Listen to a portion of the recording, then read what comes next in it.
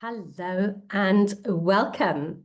I hope you can see and hear me. My name is Katrina Horn, and I'm going to talk to you today about cultivating a positive mindset.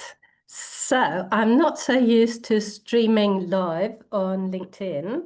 I'm hoping that it will be okay. I'm more used to Zoom. If you're over on Zoom, feel free to use the chat to communicate with me. You can ask questions or comments or just say hello.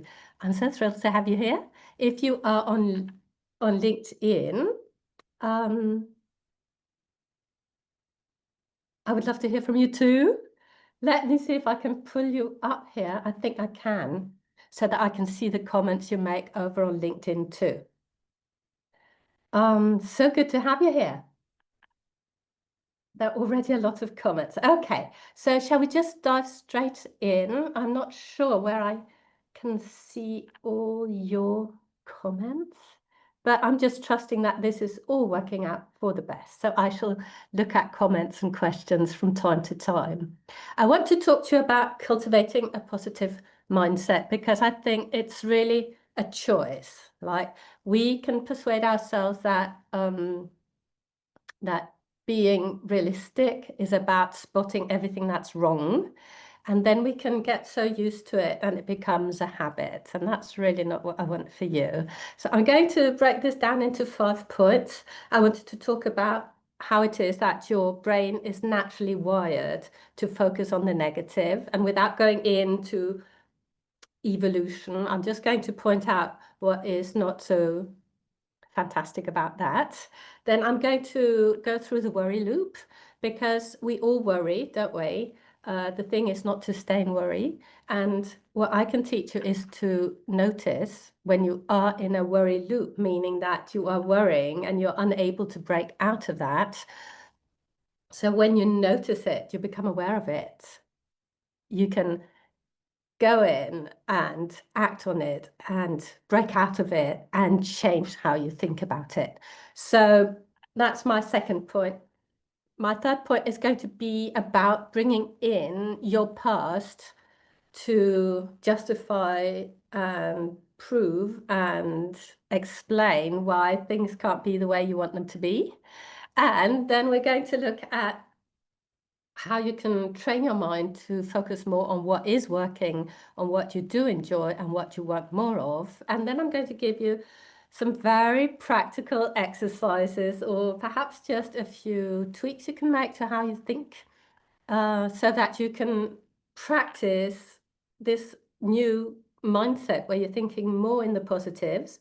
I mean, we don't want to completely let go of the negatives, but thinking more in the positive so that you can feel so much better and become more aware of everything that is really possible for you. So the last part is going to be very, very practical, but bear in mind that information is not transformation. So listening to me is so good. I'm so pleased you're here.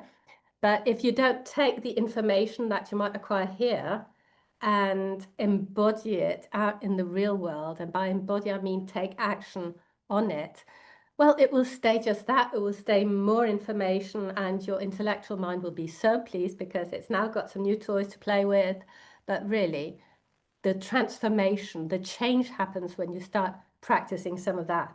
So let me just look over here on LinkedIn to see if I can see any comments. I can't, right. So you're also welcome. Yes.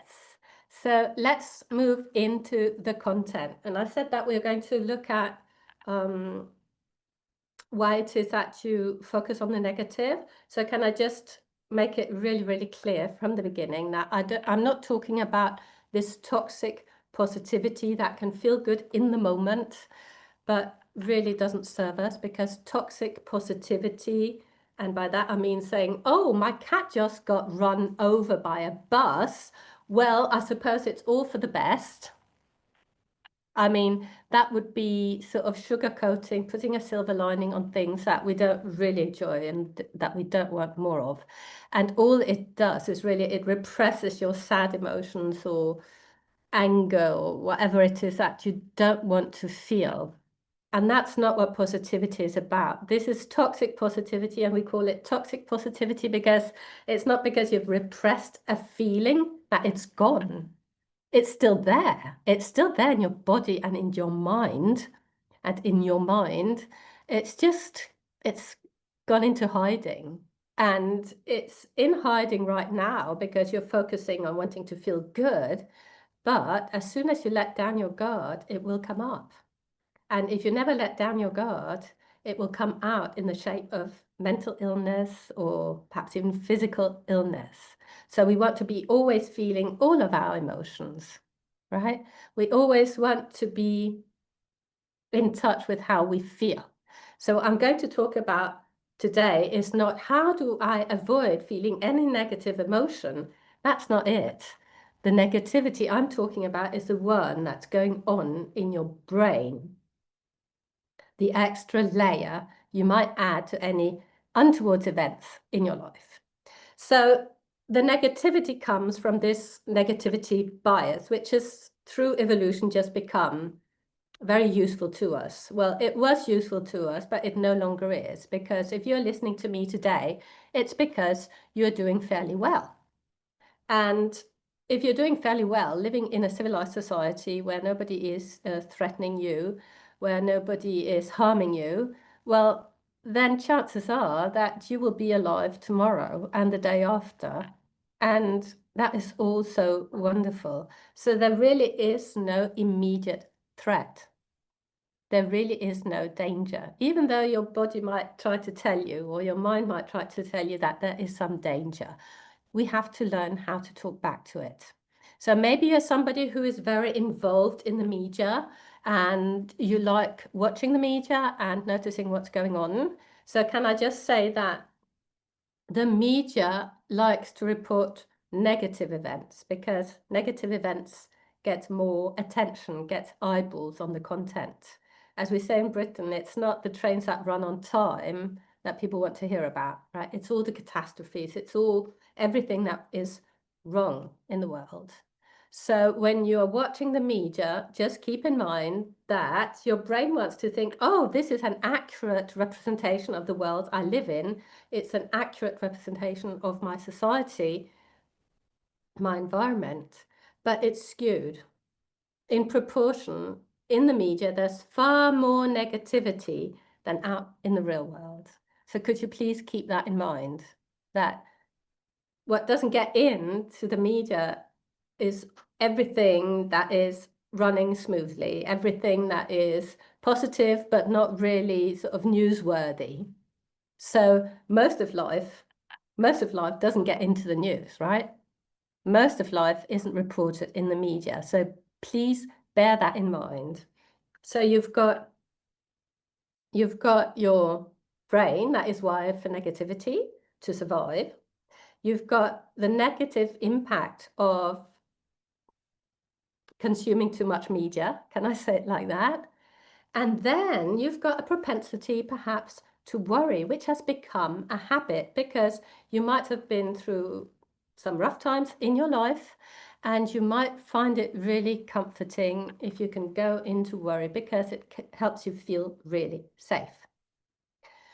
So worrying can feel to you like something that helps you prevent the worst happening. Do you recognize that? Let me know in the chat if that's you. So when you go into worry, it's like, oh, sorry, let me just check on the chat on LinkedIn.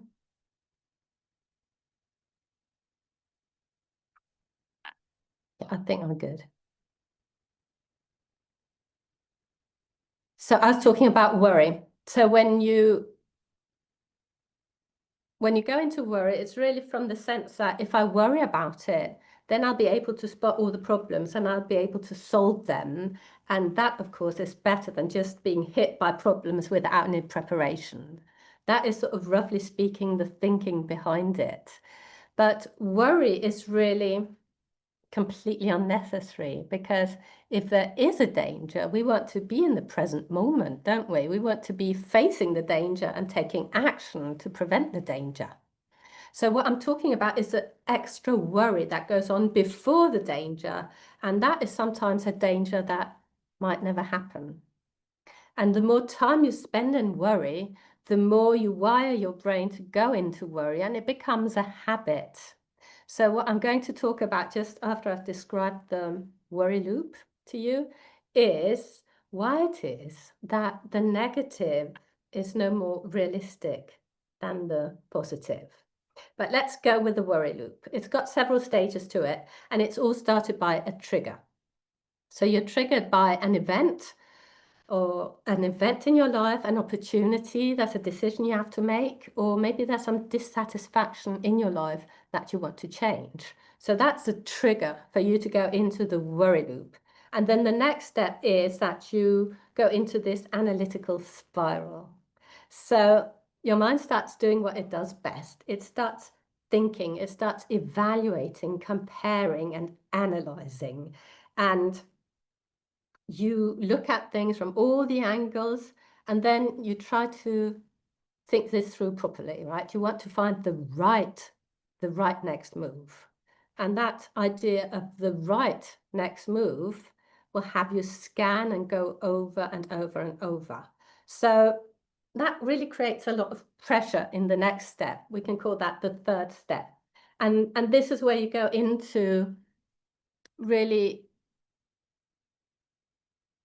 questioning your own capacity. So you go into, I've had all the opportunities. Now, why can't I see clearly? Why can't I decide? I should be able to figure this out.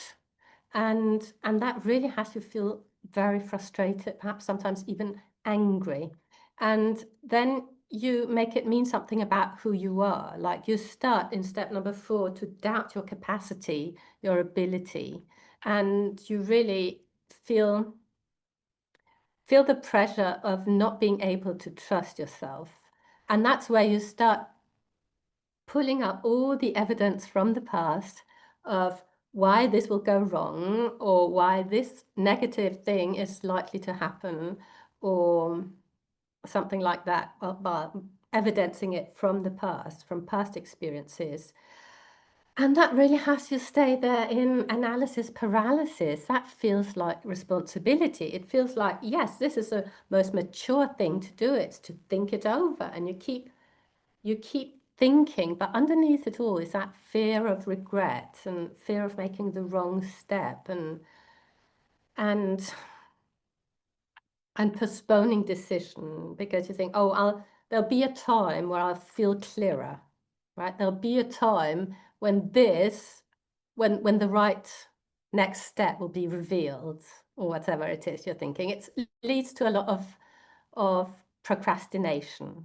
So these worry loops often hide something much more profound, and it's like choosing something in life that could be detrimental to your well-being or those you are responsible for. Or it could also be regret for past opportunities that you didn't take. It can be hiding a lot of emotions that you really don't want to stir up. So it's much safer for you to keep your mind busy, because as long as your mind is busy, you're not really in your body feeling your emotions.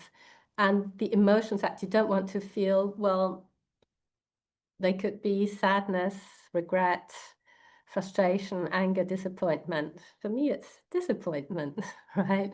So just notice this is what is happening. Let me give you a good example. Just so that you can relate to it and perhaps find out how you are doing this in your life, if you are. But chances are that if you want to cultivate a mindset that is much more positive, that you go into these worry loops. So let's imagine, somebody, she's got a very stable job, but she's not really fulfilled. And she sort of dreams about leaving her stable job and finding something much more meaningful for her to do. So a trigger would be that after a long day at work, she feels really flat and she thinks, I just can't go on doing this for another 10 years. I just can't. So that's the trigger. So think about for you, what could it be? Let me know in the chat if you're here live. Let me know in the chat, and I shall look over on LinkedIn.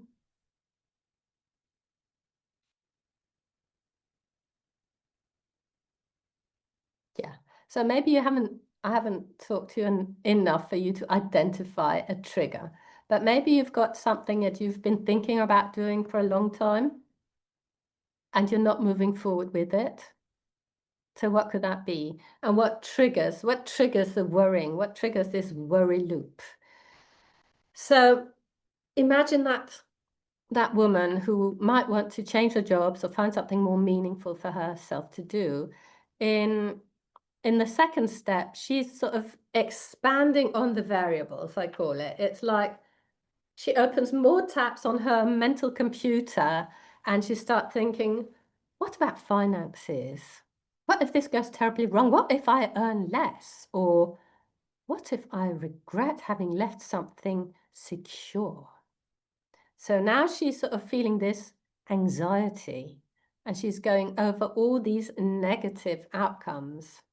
And then in step number 3, she brings in the past, right? Because all the evidence she can find is from the past because she's not in the future. So she can't find evidence from the future. So she's bringing in the past and she's thinking about, oh, I've already changed direction once and then that didn't go well, did it? And I don't think that people can just do that, and I'm sure I can't. And so she goes into this, bringing in all the instances from the past of why it will be so detrimental for her to leave her stable job and to do something different, because it could go terribly wrong financially, or it could just not be something she enjoys. She goes over all the past examples of how something didn't work out for her. And if she hasn't got any examples from the past, she'll just bring in something negative from the past and extrapolate from there. So we've got also a very amazing capacity in our brains, which is when we go scanning for information and we don't find any, we will just make it up. Isn't that good to know? So I don't want to go there because that's not super relevant. I want to go into step number 4, which is the future forecasting. So she starts imagining outcomes of leaving her stable job, going for something new, and she sees that outcome as a struggle. It's bound to be a struggle, and she can feel stuck because it's not really working for her. It's an outcome where she's trying very hard, but she fails. So that's the vision she's conjuring up for her future. And then it becomes again about, as I explained earlier, it's about identity in step 5. She says, I'm an intelligent woman. I should be able to figure this out, but why don't I? Why don't I have clarity? And it's not really about the job now, it's about her ability, her capacity, and it's her self-trust that is really eroding because she's been bringing up all the evidence of why it won't work. She's forecasted the future where it won't work, and now she's doubting herself. And step number 6 is just bringing in more of this self-doubt where she's thinking, it's just so unrealistic. Maybe I should just be very grateful for what I've already got. And so she really questions her desire. It's not just about questioning her success. She starts questioning the whole idea about leaving her job. Is it really reasonable? Is it realistic? And is she the woman who can do it? And all of that is just so questionable. Like, there are no answers to these questions, she asks herself, because all the questions are about the future, and she doesn't know about the future. So all the questions she's asking, there are no answers. There are no answers in her mind. So please notice that the answers are not in her mind. So she pauses and she says, oh, I'll just wait till this becomes a lot clearer for me. I'll just wait till I'm really sure. And so she might be able to leave it and says, oh no, I'll I'll figure it out later. But then a few days later, there's another trigger, and it just sends it on to rethinking the whole thing again. It could be like a difficult meeting happening at work, or somebody else who decided to make a change. I remember when I stopped being a teacher, like I just left, right? I just left a very stable job with an okay income, and I left and I didn't have anything. I just left. And I remember my colleagues being so not okay with that. And of course, that was because I was mirroring something to them that they didn't really enjoy. But I can just remember that if, like, all the times I talked about leaving, they would just say, yeah, well, I mean, that is just very, very unsafe. Like, it's just, if you have that mirrored back to you, it becomes really, really difficult. So imagine that for this woman at work, they talked about somebody who left and it went horribly wrong, right? And that triggers the whole thing again. Oh, it was so good that I'm not considering that anymore because it could go wrong. But then there's a dissatisfaction that keeps popping up again. And it's just like sending her spinning back into that worry loop. So she's no longer thinking about what do I want? She's just preventing regret. She's just sort of guarding against, bracing against something going wrong. And I find that so, so sad. And I think it's easy for us to notice it and recognize it in other people. But let's also look inside. Let's look inside and look at, oh, where am I doing something similar?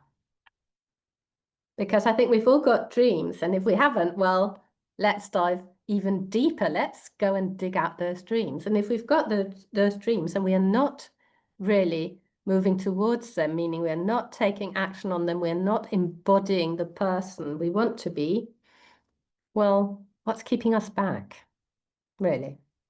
And for most of my clients, it's this leap of faith we have to take where we leave the negativity behind and we opt in for the positive. So let me just talk about what is so important to me, and that is you start thinking about the fact that a negative outcome is no more realistic than a positive one. It really isn't. But sometimes we go into thinking that, oh, what I'm imagining could go wrong is more realistic than what I can imagine going right. And so we're in between wrong or failure and meeting all our greatest desires, right? And in most likelihood, what will happen is somewhere in between. But we like to think in extreme. And I think we often associate the negative with being realistic and the positive with being delusional. Do you recognize that? Do you recognizing this idea that, oh, if I'm being too positive, it's sort of delusional. Like if I leave my job, my stable job, I'm not enjoying it, and start something new, I think that's just delusional. I mean, there are no guarantees. And of course, there are no guarantees. But why is it more realistic to think that the negative is more likely to happen than the positive? Because really, you are the one who's going to make all the difference, aren't you? Because you're the one who's going to decide, I'm doing this, and then do whatever it takes to get there. And I think that is really how we avoid that deception or that sense of regret afterwards. It's when we're really, really clear on why we're doing it. And so a question I like to ask myself and my clients is, would I be able to handle the consequences? And if we can come to peace with the consequences. And we might not want to come to terms with the most desperate consequences, right? We might want to stop before, but would it be okay? Can I be okay? Can I feel good about myself and life with this thing happening? So getting really clear on what the consequences could be. And then the identity work we're going to go into is being the person who can, not just I can make a success of it. It's also if something untoward's happen, I'm the person who can handle it. And that's really self-trust, isn't it? It's believing that I can handle anything life throws at me. I really can. I like to think so. So I hope you do too. And it's really where we have got all our personal power, we've got all our capacity, we've got all our responsibility, right, to go in here and make sure that we influence things in the way we want it. It's like going into a job interview believing, oh, they won't like me, I'm not the best candidate, I'm not really qualified. Well, if that is what you're thinking, do you know what? You're not very likely to get that job you're interviewing for. If you go in thinking, I could be a very good candidate, I'm excellently qualified, and they might really, really enjoy my company. Well, then you're much more likely to get to be successful at your job interview. So I don't think you can argue with that, can you? So it's as if we can influence ourselves really to lean more to the positive. But then the question becomes, well, how do I do that? So I believe that bringing in the past is never useful if you want to create something new. Why do you want to bring in the past? Because the past is the past. And if you want to recreate the past, well, then perfect. But if you want something new, if you want a new and exciting job, or let's say a new and exciting relationship, well, if you haven't had it before, there's no need to bring in the past. No need. You will have to be the person who creates that newness, that new thing you want, that new experience, whatever it is. So letting go of the past, and you can do so consciously, and you will really have to do that consciously because remember, you've got that natural, if I can say so, natural negative bias. You are nurturing the negativity by all the media you consume. You've got your past and your propensity to look at your past, right? So we'll have to cut that off and we will have to feel safe in the positive outcome. So we have to let go of the idea that negatives are more realistic and the positive is perhaps wishful thinking, being delusional. We will have to let go of that and accept that there's just as much probability is the word I was looking for, probability for something good coming of it, especially if you cultivate that positive mindset.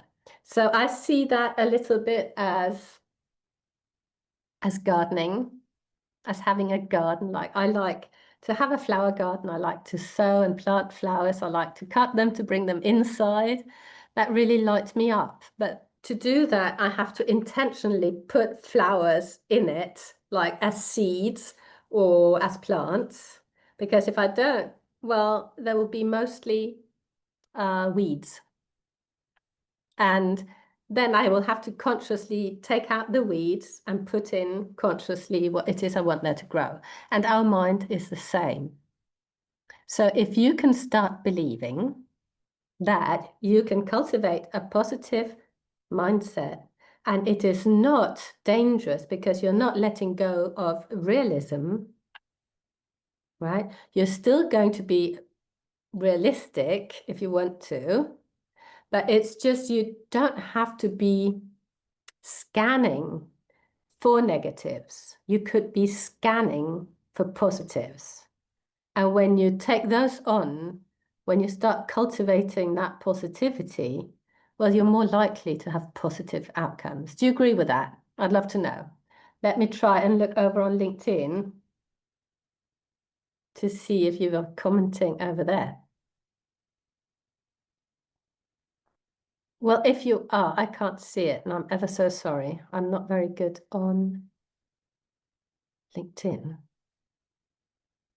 Yeah, I don't know. But I don't know if you're commenting over on LinkedIn, but I can see that here on Zoom. Layla's saying perfect sense. Right.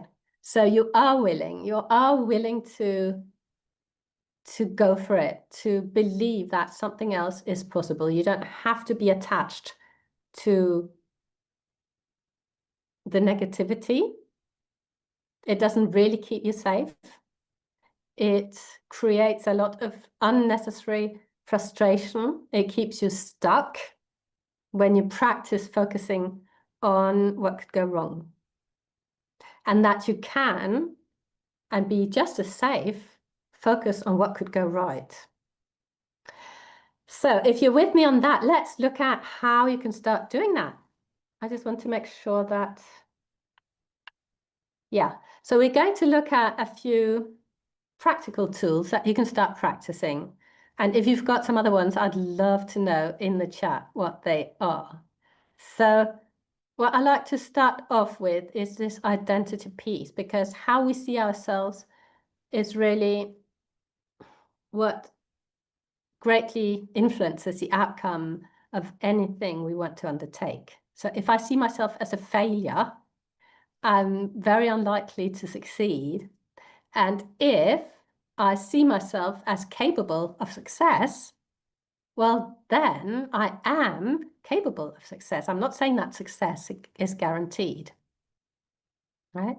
So what I do with my clients is we start off with creating some I am statements. And that's my first advice to you, is to think about, well, who am I? Because once you're really grounded in who you are, once you're really self-aware and you have got a self-concept that is like so solid, that is when you can start trusting yourself. And I like to create those I am statements that are believable, but a stretch. So if I say, I'm Katrina, I mean, that doesn't really create any change in myself because I am Katrina. It feels very familiar. I'm okay with that. So it's not a stretch. It doesn't really move the dial in any sense, does it? It's just like, oh, that's a fact. And this is where we want to get to. It's where whatever you say, I am, is just a fact. So I am a kind person. That feels like a fact to me too. Yeah, I can take that on. So think about, for you, what would be some sort of fact I am statements about you? I am a caring person who meets others with curiosity and compassion.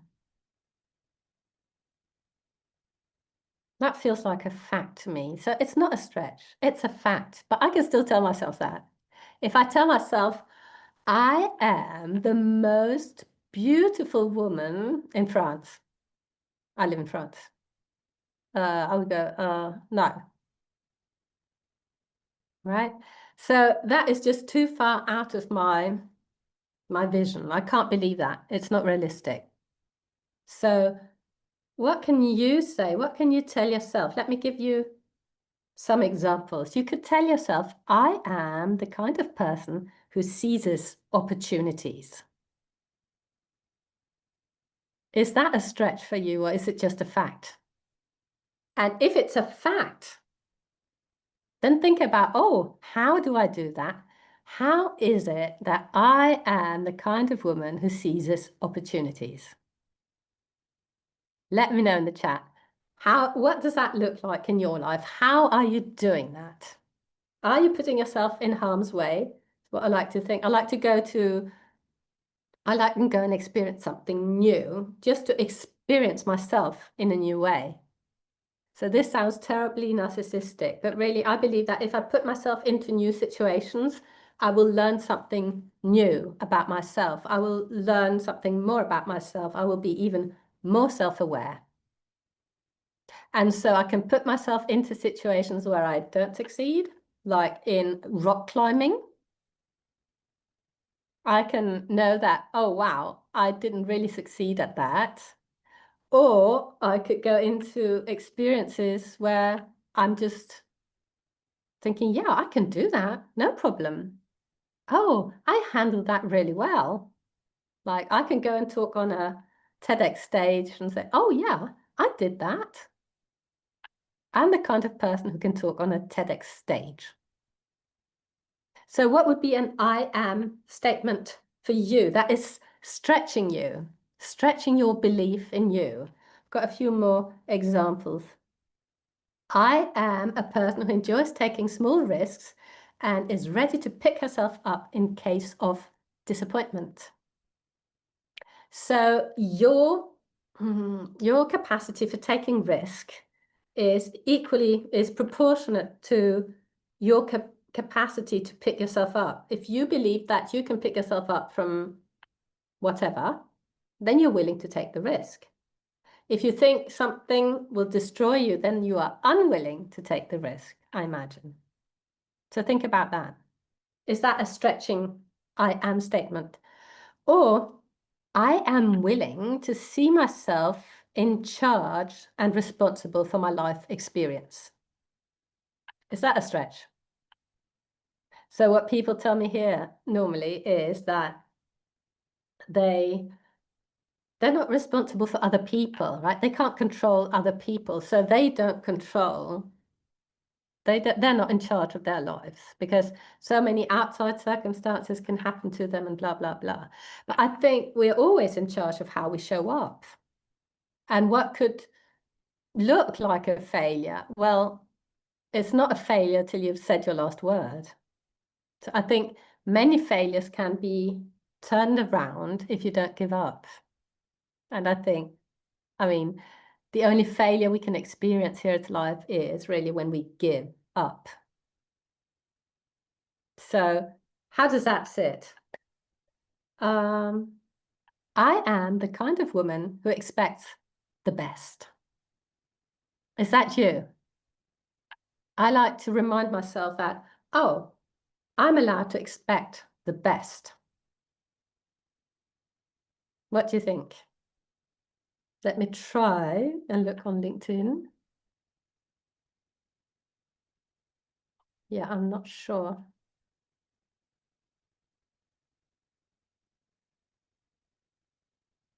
Okay.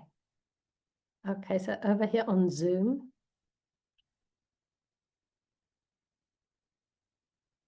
Yes, I completely agree. Excellent. So that's my first tip. Craft some I am statements that are a little bit of a stretch.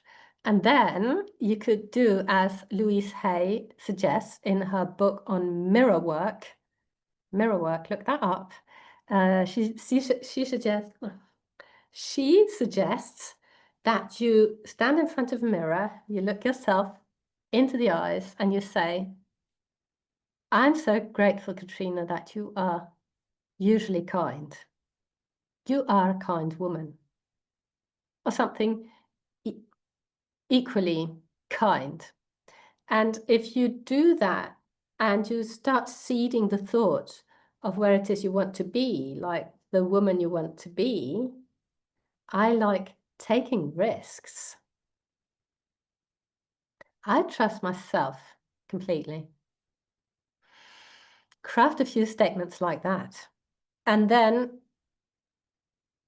I sort of touched on that before, but if we can sort of look at setback or success from a much more empowered stance and not be in that victim energy where we go, whoa, well, poor me, or he told me off, or he didn't agree with me, or I was fired, or whatever it is. That doesn't really serve us. So let's take our power back and say, oh, I might have experienced a setback, but I'm going to pick myself up. I'm really, really disappointed, or I'm really, really frustrated. I'm really sad. I'm really angry. Let me sit with that. Let me sit with it and feel that emotion intensely.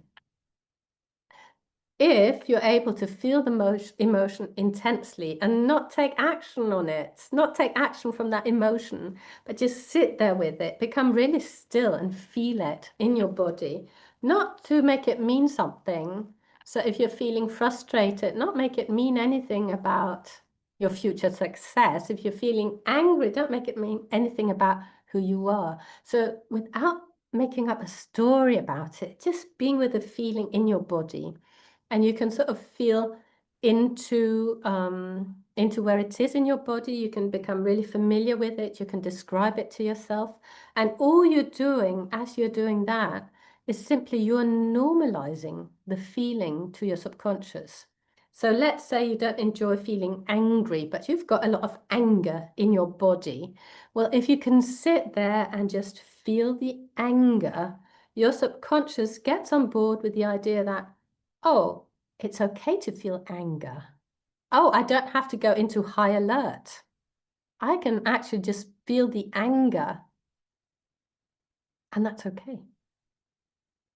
So next time you feel angry, well, you will feel angry, but your subconscious won't go into this high alert, fight or freeze or flee or whatever, right? It will just think, oh, business as usual. I'm feeling a spot of anger. Let me feel it intensely. So if you've been through a setback, you could start cultivating the mindset which says, oh, this is so hard. This really hit hard, didn't it? But it's okay. It's okay that some things in life are hard.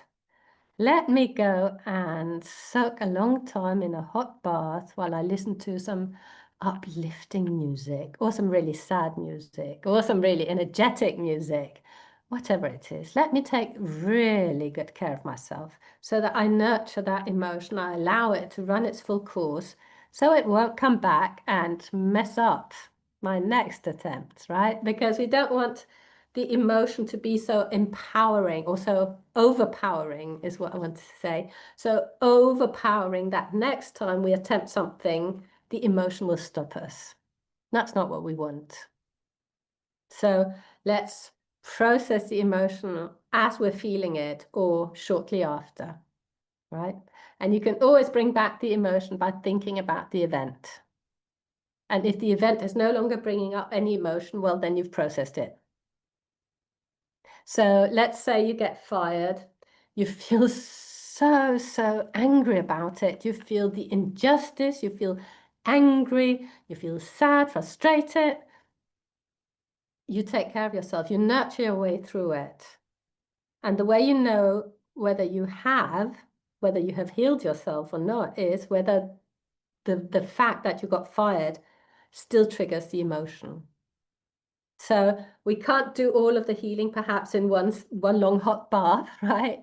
It might need a little bit of time, but the more you stay with the emotion of it, not the story you make up about it, not the story that he shouldn't have fired me and I'm the best worker they ever had, That's not how we want to think about it. It's not intellectualizing it. It's just staying with, can I say, the animal feelings, like the sort of our natural instinctual feelings around it. Just keep feeling them. So I hope that was useful. My third tip to you is to practice setting an intention. I said that I felt that I'm expecting the best. So I always set an intention, like before coming on here, I set the intention that going live on LinkedIn was going to be easy. And it has been. I mean, I hope so. I hope you can hear me and I hope it's working, right? So setting an intention every morning, like, oh, I'm expecting to be met with kindness today, has your mind scanning for the kindness. Whereas if you are presuming you will be disappointed in the day, well, then your mind is scanning for possibilities of feeling disappointed. And whether you think that that your thoughts influence real life, what happens to you or not, I'm sure you would agree with me that if you go out on the street and you smile at people, they are more likely to smile back at you than if you don't. So I think if you go out into the world and you're expecting to be disappointed, well, that is what you're going to get more of. And if you go out into life expecting to be met with kindness, I think that's what you're getting more of. What do you think? So if you set an intention for your day, be a bit ambitious and start noticing, oh, yes, that woman was really kind. Oh, yes, that really went well. You're scanning for the positives. You can also train yourself to set a new intention every time you change activity. So you can come into work and you can set the intention of being or saying something like, or believing that today I'm going to be even more efficient than yesterday. This task is going to be completed in, and you say whatever the time is. So you've set a powerful intention. Then you have to keep reminding yourself. And then when you go off for your lunch break, you can set a new intention before you leave the office or your workplace, saying something like, I fill my body with only the best, most nutritious food. And then you go out and have lunch. So you can set yourself intentions like that. And it's simply like working a muscle in the gym. It's like your mind wants to go over here and spot dangers. And you're saying, oh, focus over here on everything that could go so well. It's a new habit to cultivate. Try it out. And the last thing I want to share with you is really, you can scan the past for bad events, but you can also scan it for good events. You really can bring up your past to support you instead of drag you down. So what we're not after is going into your past and looking at everything that was better before. No, if you want to look into your past, you're trying to find when and where and how you were successful, when something good happened to you. And then hopefully that will bring a smile to your face. So I sometimes remind myself that I am the sort of woman who emigrated at 18 to go to music college in the UK, in London. I was born in Denmark, and it was not it was rural. It was very what was the provincial is the word I was looking for. So that was really courageous. So, oh, I must be somebody really courageous. Or I learned French. Wow, not everybody manages to learn French. And if you scan your past or your achievements for positives, don't make it about accolades. Don't make it about external validation. So I didn't say, I got a degree in French. Right? I said, I learned French because that is about me. That is who I am. It says something about me.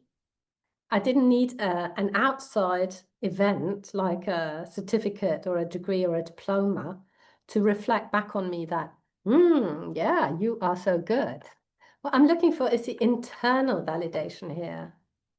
So I bought an old French mansion and brought it back to life.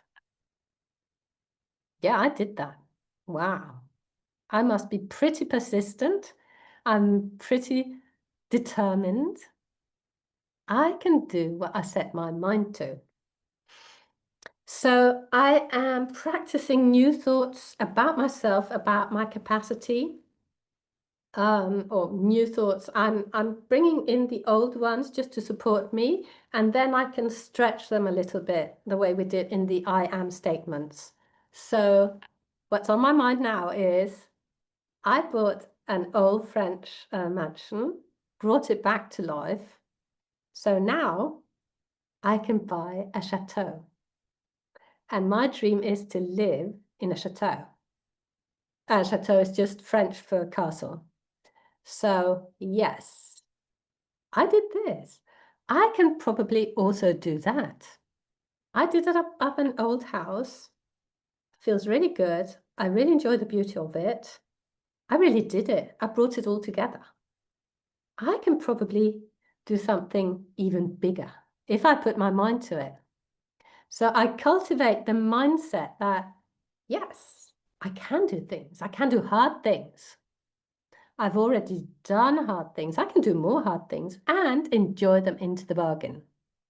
So what I'm not saying is go and push yourself, but allow yourself just to believe that, oh, actually, I can do hard things. If you want to support that, well, go into your past and find something that you did that was hard.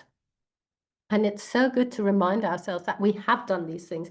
I've got a tendency to forget all about it. I'm very forgetful about my past. And so I have to go in and remind myself, oh yeah, she actually did some very demanding things. So you must be pretty determined. You must be pretty capable. So let me nurture that idea. If I did that, I can do this. So again, it's not about outside validation. It's not about your parents having told you you are so intelligent. It's about you feeling that you really are intelligent. I am so intelligent. I got a degree. I learned how to study. Now I can learn anything. I'm really good at learning. I believe that, well, for me, I believe that I'm really good at learning new things. And that's a powerful thought, isn't it? I'm not saying I can always learn everything. And again, it's not that all or nothing thinking. It's somewhere in between. Like my husband enjoys maths. And I think I could enjoy maths, but my math level is just not very good. So before I can get into the enjoyment of it, I will have to do a little bit of revision. But I think I could learn a lot more, but I don't think I would enjoy it as much as other people do. So think about you and where are you in between the extremes. It's not about, yes, this will 100% be successful, or no, it will 100% not be successful. It's always in between. Where do I want to position myself? And I think, as I keep saying, the outcome is much more likely to be positive if you take action from the idea of something positive, with a belief in something positive. What do you think? Let me know in the chat. If you're over on LinkedIn, yeah, I think it's still working. So if you're over on LinkedIn, I would love for you to say hello in the chat or share something with me. I don't know if I can see it, but if you're here on Zoom, I know I can see it if you make a comment. Just to sum up, really is that we have got sometimes the idea that if I scan my environment for all the negatives, I'm being realistic. And if I start dreaming, if I start believing in things, I might be delusional. So please notice where you are on that scale. It's not either or, it's often in between. So are you willing to move more towards, I don't want to say being delusional, but are you willing to believe that it's just as realistic to think in positives as thinking in negatives? And if you could think like that, you would no longer need to be worrying. You would no longer be needing to brace against life, right? Does that make sense? And if you're prone to worrying, just notice if you go into a worry loop, it's not being realistic the more you think about it. It's not actually solving a problem.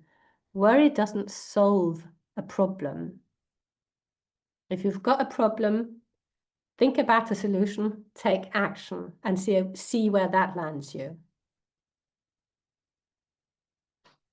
Thought alone won't solve the problem, right? So I hope you enjoyed this. If you want to dive in deeper, I would love to talk with you. I would love to help you see how you can apply all of this to your life and how you can start to feel much more empowered when you switch over into this positive mindset. So go ahead, reach out to me, DM me here on LinkedIn, or find me out somewhere else.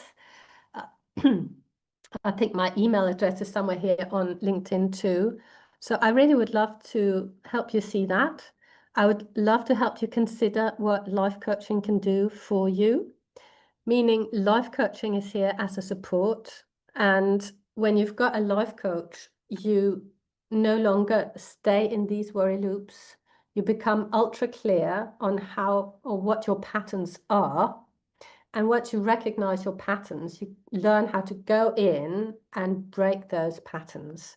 And I can only say when you get out on the other side and you're moving into more and more of that positive mindset, life gets to be so much more enjoyable. It's as if it's just opening doors, because now your mind is over here being focused on what could go right. It's over here focusing on all the possibilities you've got. So it's so useful to have somebody from the outside pointing these things out to you. And it's so useful for you to notice when you are giving more weight to the negatives, to the negative possible outcomes, than to the positive possible outcomes. It is really so useful. So you really could start remodeling your mind. You really could start remodeling your outlook on life, and you really could become so much more self-aware. Once you get really clear on who it is you are, it really breeds so much self-trust. And it's not about believing that you are the best. It's not about believing that you're the strongest or that you cannot fail. It's about trusting yourself to be able to deal with anything that comes your way. And that self-trust is really immensely valuable for undertaking anything you want to in life. And I think we could all really benefit from having more self-trust. So please feel free to DM me if this is something that appeals to you. I would love to talk to you. Otherwise, I shall see you some other time here on LinkedIn. If there's a topic you'd like for me to talk about, I will be more than happy to do so. Take care now. Bye for now.